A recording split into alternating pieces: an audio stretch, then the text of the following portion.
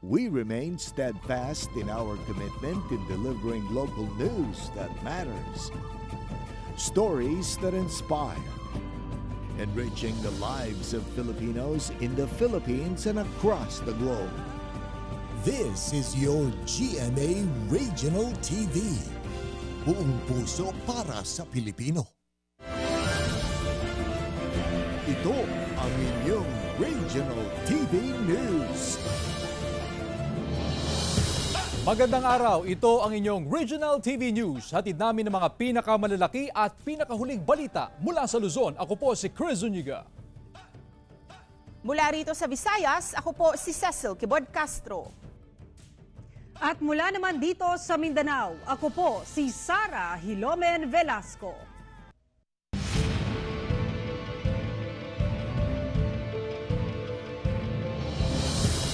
Mga kapuso, alas 7 kanina umaga na buksan ang mga voting center para sa barangay and sangguniang kabataan elections ngayong araw. Mahigit 5 taon ang nakalipas mula nang isagawa ang huling eleksyon sa barangay noong May 14, 2018. Sa datos ng COMELEC, tinatayang nasa mahigit 67 million ang rehistradong botante para sa barangay polls at mahigit naman sa 23 million na botante para sa SK elections. Nasa 42,001 ang kabuuang bilang ng mga barangay sa Pilipinas. Parehong bilang ito ng posisyon sa pagiging barangay at SK chairperson. Nasa 2,000 o 294,000 naman ang kabuuang bilang ng posisyon para sa barangay at SK kagawad. At sa kabuuan, nasa mahigit sa 1.4 million ang kandidato sa BSKE 2023. Samantala, magtatagal hanggang alas 3 ng hapon ang nagaganap na botohan. PBBM bumoto na sa Mariano Marcos Memorial Elementary School sa Batac City, Ilocos Norte. Makibalita tayo live kay Claire Lacanilaw ng GMA Regional TV, One North Central Luzon. Claire? Chris, maaga nang bumoto si President Ferdinand Marcos Jr. sa presinto kung saan nakatala ang kanyang pangalan dito sa Mariano Marcos Memorial Elementary School sa Barangay Valdez sa Batac City, Ilocos Norte. Mabilis ang pagboto ni Pangulong Ferdinand Marcos Jr. Inalalayan siya ng Ilocos Norte Provincial Election na supervisor na si Attorney Alipio Castillo III. Matapos bumoto na nawagan si PBBM sa publiko na seryosohin ang pagboto ngayong barangay at sangguniang kabataan elections.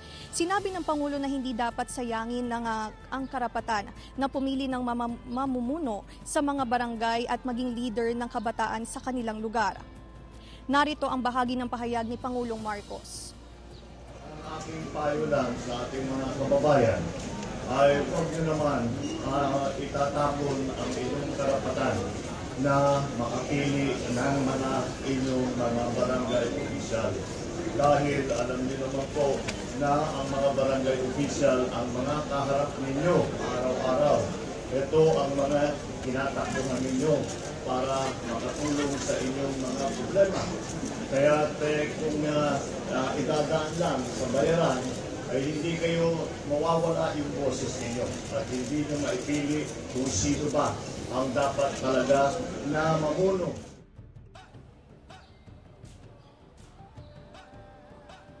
Samantala, kasama ni Pangulong Ferdinand Marcos Jr. ang kanyang anak na si Ilocos Norte 1st District Representative na si Sandro Marcos at paglabas ni PBBM ay agad na sinalubong siya ng mga taga-suporta at naging mahigpit ang seguridad ng PNP para sa pagdating ni Ferdinand Marcos Jr. dito sa Batac City, Ilocos Norte. Chris. Maraming salamat, Claire Lacanilaw ng GMA Regional TV, One North Central Luzon. Dalawang insidente ng pamamaril na itala sa magkahiwalay na barangay sa Baleno, Masbate. Nakatutok si Jessica Kalinog ng GMA Regional TV, Balitang Bicolandia. Kasabay ng eleksyon ngayong araw, mapapansin ang kaliwat kanang checkpoint operations ng PNP at AFP sa bayan ng Baleno sa Masbate. Ito'y matapos maitala ang dalawang magkasunod na insidente ng pamamaril sa dalawang barangay. Oktubre 26 nang pasukin at maputukan ng ilang kalalakihan ang bahay ni Teresita Bello na tumatakbong kapitan sa barangay Cancahoraw. Yung tao po, nakatutok ang baril sa akin, tapos pinataas ang kamay ko, tapos pinadapa. Sa pagresponde ng mga otoridad, isa sa mga natukoy na sospek ay ang incumbent barangay chairman ng lugar matapos mahagip ng CCTV. Agad itong inaresto pero nakalaya matapos makapagpiyansa, habang isang sospek naman ang isinugod sa ospital matapos magtamo ng tama ng bala ng baril sa katawan. So isa po doon sa nakita namin based doon sa video, sa CCTV footage is si Kapitan mismo, and based din doon sa account ng mga nandun sa loob na na-identify nila yung ibang personalities doon. Samantala, Oktubre 27 naman, isang lalaki na pinaniniwala ang supporter ng isang kandidato sa barangay Sugong sa parehong bayan ang pinaulanan din ng bala ng mga armadong kalalakihan na sakay ng isang sasakyan. Maswerte namang nakatakbo at hindi tinamaan ang biktima. So allegedly po, ang gamit na sasakyan ng mga suspect is kasi naplakahan nila yung sasakyan na gamit na Ford Raptor na puti na pinaniniwalaan na pagmamay-ari po ng Vice Mayor dito sa municipality ng Baleno. Sinusubukan pa ng GMA Regional TV Balitang Bicolandia na makuhanan ng pahayag ang Vice Mayor ng bayan matapos masangkot ang pangalan nito sa naturang insidente. Kinumpirma naman ng Comelec Masbate na maituturing nito na election-related incident ang dalawang insidente. Mula sa GMA Regional TV Balitang Bicolandia, Jessica Kalinog, nagbabalita para sa GMA Integrated News. Nagnegatibo sa paraffin test ang 12 sospek sa pamamaril sa Cotabato City. Pero ayon sa pulisya, hindi ito nangangahulugan na absuelto na sila sa kaso. Kinumpirma ng pulisya na negatibo sa paraffin test ang 12 sospek sa pamamaril sa Barangay Rosary Heights 12 sa Cotabato City noong gabi ng October 23, kung saan namatay ang 2 kandidato sa pagkabarangay kagawad sa lungsod at isang residente.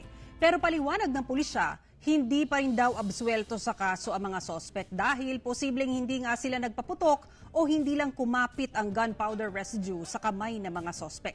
Posible rin daw na may mga nakatakas dahil may footprint sa likod ng isang bahay kung saan naroon ang mga sospek.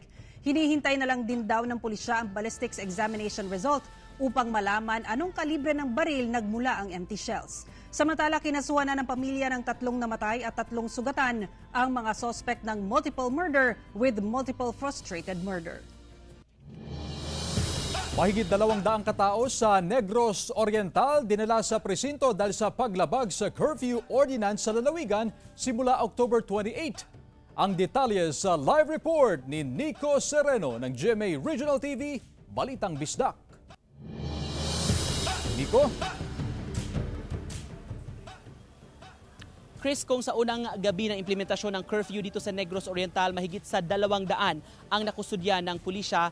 Mula kagabi hanggang kanilang madaling araw, aabot sa 28 katao ang inibitahan sa presinto. Tinipon gabi noong Sabado ang mga tauhan ng Negros Oriental Provincial Police at Dumaguete City Police Station para sa implementasyon ng curfew. Ipinatupad ang 10 p.m. to 4 a.m. curfew simula noong Sabado, October 28. Ang diangyo ang tanan nga curfew magsugod og alas 10 karong gabi una. Daghang salamat. Agad na tumigil sa pag-inom ang 2 lalaking nadatnan ng pulisya sa kalsada. Dinala sa police station naman ang 5 minor de edad na naabutan sa daan. Kasama sa inimbitahan ang kanilang mga magulang. Giit nila, bibili lang sana sila ng pagkain. Hindi naman kami nagkulang sir sa pag-i-inform sa mga tao sir na regarding sa curfew sir. No? We have wide reach naman sir. We also ask assistance sir from the news outlets sir. And also sa mga social media platforms sir na to give them announcement. Ayon sa Negros Oriental Provincial Police, umabot sa 212 ang lumabag sa curfew na ipinatupad sa buong lalawigan sa unang gabi. Samantala, naging pahirapan ang delivery ng mga election paraphernalia sa ilang lugar sa lalawigan. Sabado nang umpisahan ang paghahatid na makagamitan sa 3 pinakamalayong polling precincts. Isa na nito ang Sitio Bukaw sa Barangay Manduaw, mga 60 kilometro ang layo mula sa Bayawan proper. Dahil hanggang sa Barangay San Jose lang ang sasakyan, kinailangang maglakad. nasa 10 kilometro ang lakaran papunta sa Bukaw Elementary School. Kahapon ng umaga, inihatid din ang kagamitan para sa 2 clustered precincts sa Apo Island, parte ng bayan ng Dawin. Personnel mula sa militar at Philippine Coast Guard. At before sa exam sa campo, eleksyon nandoon kami sa Apo Island kasi mahirap yung pagbiyahe pag medyo na araw ng eleksyon. Nagpapatuloy ngayon, Chris, ang botohan nga dito sa Negros Oriental at ayon kay Attorney Eliseo Labaria, ang Provincial Election Supervisor, naging matiwasay ang pagbubukas at pagsisimula ng botohan dito sa lalawigan. Chris? Maraming salamat, Nico Sereno ng GMA Regional TV Balitang Bisdak.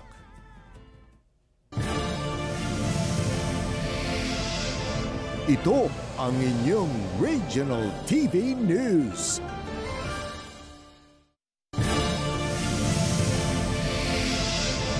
Ito ang inyong Regional TV News.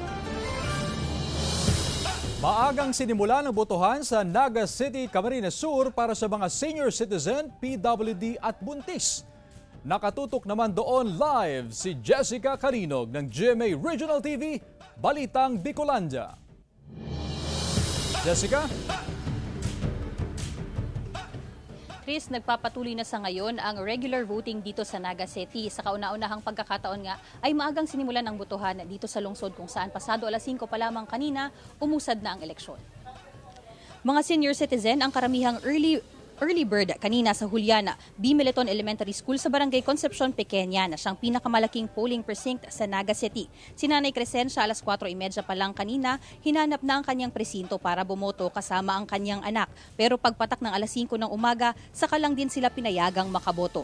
5 a.m. to 7 a.m. ang early voting hours sa Naga City para sa mga senior citizen, PWD at heavily pregnant women. Tanging ang Naga City at Muntinlupa City ang may pilot implementation ng programa.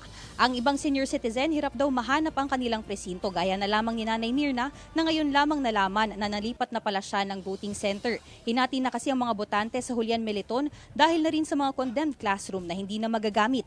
Ang Cluster 20A pataas sa Concepcion Pequeña National High School na boboto. Unang beses din na ginamit ang paaralang ito para sa eleksyon. Mahigit 20,000 senior citizens at mahigit 7,000 PWD sa buong Naga City ang inaasahang nag-avail o sumubok ng early voting hours o ang eksklusibong pagboto ng mga sektor na ito. Ang mga senior citizen, PWD at mga 6 na buwan pataas ng buntis naman na hindi nakahabol sa early voting hours kanina, priority pa rin sa pila hanggang alas 3 mamayang hapon. Ang kaibahan lamang ay kasabay na nilang boboto ang general public. Samantala, may ilang kamag-anak din o umalalay sa PWDs at senior citizens kanina na hindi pinayagang makaboto kasabay ng mga ito kaninang alas 5. Tulad na lamang ni Lourdes na naghintay pa at pumila hanggang alas 7 ng umaga para sa regular voting. Sa ngayon, Chris, ay ongoing pa ang assessment ng COMELEC Naga sa isinagawang early voting hours sa mahigit 300 na polling centers dito sa lungsod. Ang naging resulta o ang magiging resulta naman ng 2 oras na maagang botohang ito sa ring magiging basehan ng Commission on Elections kung ipagpapatuloy pa ba ang parehong aktibidad dito sa Naga City at sa iba pang mga lugar sa bansa sa mga susunod na halalan at kung may mga nakita pa silang kailangang ayusin at tutukan sa sistemang ito ng pagboto. Chris? Maraming salamat, Jessica Calinog ng GMA Regional TV Balitang Bicolandia. Nagsimula na rin ang pagboto sa mga polling precincts sa Iloilo City. Alas 7 pa lang ng umaga ay marami na ang tumungo sa Baluarte Elementary School, lalo na ang mga senior citizen na nais makaboto ng maaga. Nag-inspeksyon din ang COMELEC upang masiguro na mapayapa ang ginagawang botohan. Samantala, mahigpit naman na ipinapatupad ang seguridad sa 2 barangay sa 5th District ng Iloilo Province na kabilang sa areas of concern. Parehong nasa yellow category ang Barangay Preciosa sa bayan ng Sara at Barangay Manluawak sa bayan ng San Dionisio dahil sa intense political rivalry.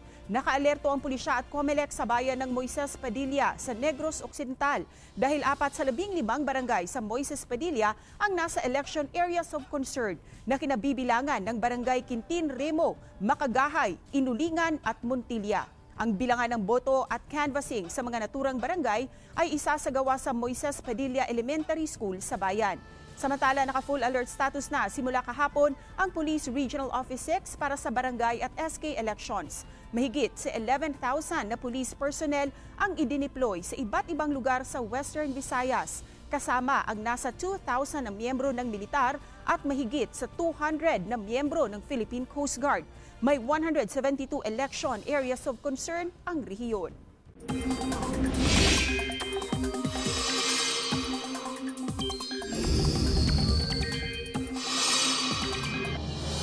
Ilang bahagi ng bansa uulanin ngayong araw ng barangay and SK elections dahil sa LPA. Narito ang report. Mga kapuso, ngayong araw ng barangay at SK elections, ilang bahagi ng bansa ang uulanin dahil sa isang bagong low pressure area. Namata ng pag-asa ang nasabing LPA 995 kilometers silangan ng Visayas. Sa ngayon, mababa ang tsansa nitong maging bagyo. Sa kabila niyan, magpapaulan sa Bicol Region at Eastern Visayas ang trough o extension ng LPA. Bukod pa sa mga local thunderstorm at hangin-amihan na umiiral naman sa Northern at Central Luzon. Ngayong umaga, aasahan ng pag-ulan sa ilang bahagi ng Cagayan, Isabela at Aurora base sa rainfall forecast ng Metro Weather. Pagsapit ng hapon, uulanin na ang iba pang bahagi ng Northern at Central Luzon. Posible ang heavy rains sa ilang lugar kaya maging alerto mula sa banta ng baha o landslide. Mula sa GMA Regional TV 1 North Central Luzon, Chris Zuniga, nagbabalita para sa GMA Integrated News. Voting centers sa BARM, bantay sarado ng otoridad. Yan ang tinutukan live ni Abby Caballero ng GMA Regional TV 1 Mindanao. Abby?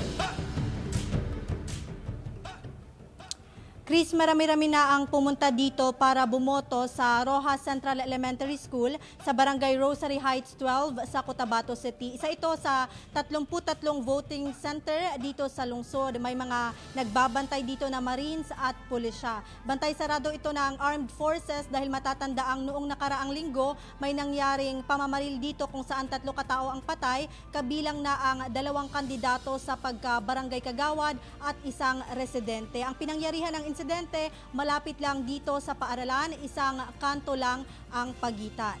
Ito rin umano ang dahilan kung bakit nag-back out ang mga 12 guro dito na magsisilbi sana bilang electoral board. Pero may mga guro pa rin na andito ngayon na nag-a-assist sa eleksyon. Mga pulis ang pumalit sa mga nag-back out na guro. 7 classroom sa paaralang ito ang nagsisilbing voting precinct para sa higit 2,000 botante dito. Sa buong Bangsamoro Region, higit 8,000 mga pulis ang dineploy ng Police Regional Office BARM ngayong araw. Dagdag puwersa nila ang higit 1,000 pulis na galing sa iba't ibang rehiyon ng bansa at mula sa iba pang armed forces. Samantala, pasado alas 6 kanina, may naiulat na insidente ng pamamaril sa Barangay Bugawas, Dato Odin Sinsuat sa Maguindanao del Norte. Sa impormasyon mula sa pulisya, 2 tao ang patay na kinilalang sina Juhaymen Ube at alias Mistake. 4 naman ang sugatan na sina Muhalidin Sulaiman, Jeric Alon, Nasrudin Salik at Harong Tating. Sa ngayon, natukoy na ng pulisya ang pagkakakilanlan ng 4 na responsable sa krimen na sina Romar Abbas, Keds Lidasan, Michael Abbas at Teng Kapaya. Habang kinikilala pa sa ngayon ang iba pa nilang kasamahan.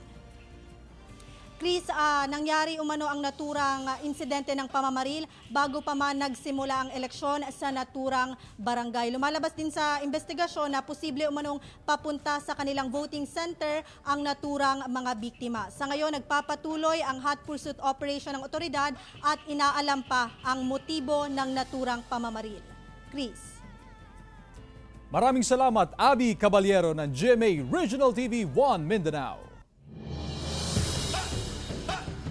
Inilunsad na ang Carolina Garden Museum sa Carolina Bamboo Garden sa Antipolo City. Pinangunahan niya ng founder nitong si Carolina G. Jimenez. Present din sa event ang kanyang asawa, si former GMA Network Incorporated President and CEO Menardo Jimenez at kanilang mga anak na sina Butch at GMA Board Member Joel Jimenez. Naroon din si Florencia Gozontariela. Ayon kay Carolina, nais niyang malaman ng marami ang kahalagahan at iba't ibang gamit ng kawayan sa pamamagitan ng kanyang interactive museum. Nagkaroon din ng presentation ng The Bamboo Organ.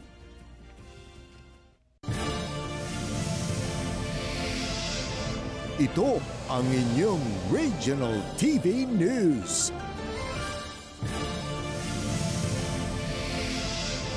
Ito ang inyong Regional TV News.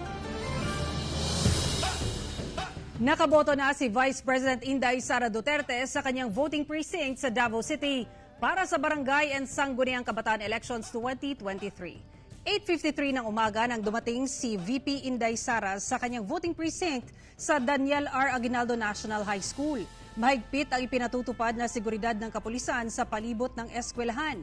Pagkatapos bumoto ni VP Inday Sara, nakihalubilo muna siya sa mga botante at bumili pa ng fishball sa isang tindahan sa harap ng eskwelahan. Samantala wala pang schedule kung kailan boboto ngayong araw ang kanyang ama na si former President Rodrigo Duterte.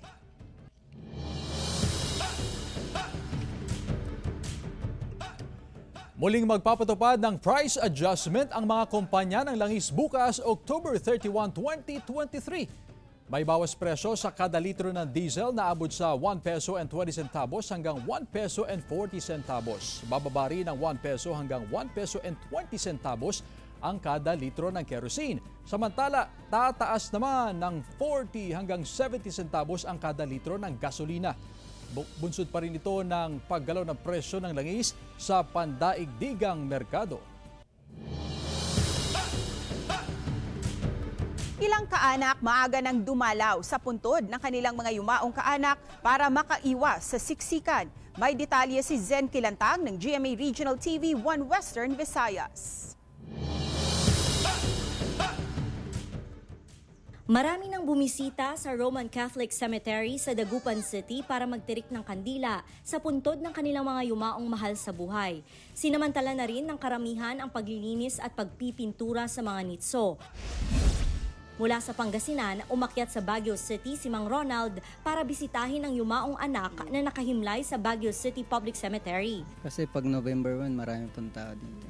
And bukas election kasi. Medyo hassle na rin po pagkagaling pa ako ng Pangasinan. Sa monitoring ng Baguio City Police Office, nagsimula na ang dagsa ng mga bumibisita sa Baguio City Public Cemetery. May mga nakatalagang pulis sa gate ng sementeryo, bukod pa sa mga nag-iikot sa loob. May mangilan-ngilan na ring dumadalaw ng kanilang mga kaanak sa Pasakaw Public Cemetery sa bayan ng Pasakaw, Camarines Sur. Sa Iloilo City, ilang residente na ang nag-umpisang maglinis ng nitso ng kanilang namayapang kaanak. May mga nagtitinda na rin ng bulaklak at kandila sa labas ng sementeryo.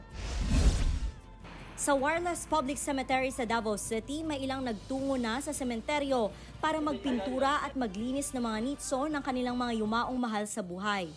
Wala pang impormasyon sa ngayon kung kailan dadalaw si dating Pangulong Rodrigo Duterte sa libingan ng kanyang mga magulang sa naturang sementeryo na halos taon-taon niyang ginagawa tuwing undas. Sa General Santos City, mapapansin na rin na may mangilan-ngilan ng mga residente ang bumisita sa puntod ng kanilang mga mahal sa buhay. Sinisiguro naman ng otoridad ang seguridad sa loob at labas ng sementeryo. Dagsa naman ang mga pasahero sa Batangas Port nitong weekend. Umabot pa sa labas ng passenger entrance ang mga biyahero. Pumalo sa mahigit 35,000 na ang pasaherong umuwi sa iba't ibang probinsya simula Biyernes hanggang kahapon. Aabot na sa 123,000 na pasahero ang dumaan sa mga pantalan sa Cebu simula Biyernes, October 27 hanggang Sabado, October 28 ayon sa Cebu Ports Authority. Sa datos ng CPA, nasa 52,000 na pasahero ang dumating at nasa mahigit 71,000 naman sa 16 na pantalan sa Cebu. Mula sa GMA Regional TV 1 Western Visayas, Zen Kilantang, nagbabalita para sa GMA Integrated News. Maaga nagpakitang gilas sa mga nakakatakyut na mga bata sa Naga City, Camarines Sur na nakasuot ng kani-kanilang Halloween costumes para sa trick-or-treat event na idinaos sa Naga City Hall compound. Nasa 300 bata mula sa iba't ibang lugar sa lungsod ang lumahok. May ilang nag-ala Pennywise, Dracula at marami pang iba. Ayon sa Naga City Council for the Welfare and Protection of Children, ang ticket ng bawat bata ay toy donations na ibibigay naman na pamasko sa mga batang higit na nangangailangan. Aga o tensya naman ang iba't ibang tanggapan sa City Hall na puno ng Halloween design. Mga kapuso, 56 days na lang. Pasko na. Samantala, mapapanood niyo pong episode na ito sa official website ng GMA Regional TV, www.gmaregionaltv.com. Pwede rin kayong bumisita sa aming official YouTube channel, GMA Regional TV, at i-click ang subscribe button para sa pinakamainit na balita mula sa mga rehiyon. Nais naming pasalamatan ang mga kapuso natin sa iba't ibang panig ng Pilipinas, maging ang mga kapuso natin abroad. Dahil sa GMA Regional TV, Local News Matters. Kami ang Regional TV News, buong puwersa para sa mas malaking misyon at mas malawak na paglilingkod sa bayan.